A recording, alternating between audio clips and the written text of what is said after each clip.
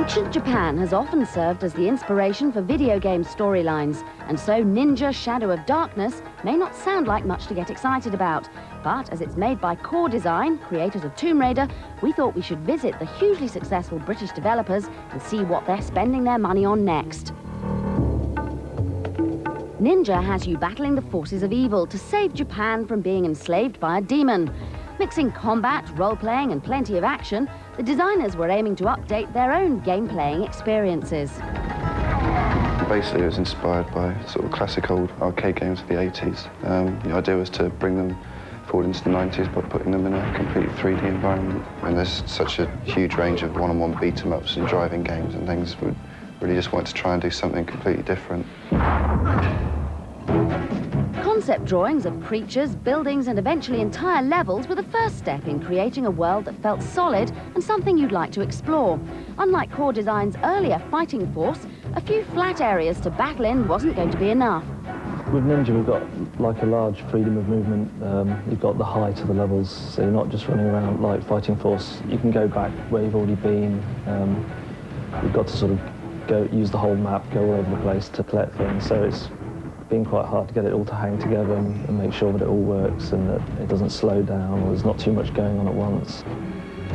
The software vital to that goal was the level editor. Here, any number of variations on complexity, trap placement and overall design could be tested again and again until a section felt right.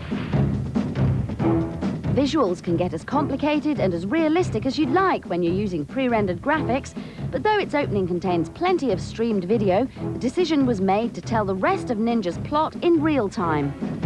All our cutscenes, they don't actually cut away from the game, so they're not separate rendered scenes. They use the game engine, which basically means you don't get a feeling of being taken away from the game and then put back into it. It's all very continuous. Ninja is full of animation, whether effects-based or character-based. With too many non-human creatures, motion capture wasn't an option, but the resulting fantasy-style movements were far more fun. Unfortunately, making each of the opponents seem like they knew what they were doing wasn't so enjoyable. The artificial intelligence for the enemies, it's been quite a long process to try and sort of get them sort of intelligent, reacting to the ninja, retreating and attacking. And it's just a case of implementing as sort of many ideas as you can and seeing which ones work and which ones don't. Some might conflict. We've got to sort of balance it out.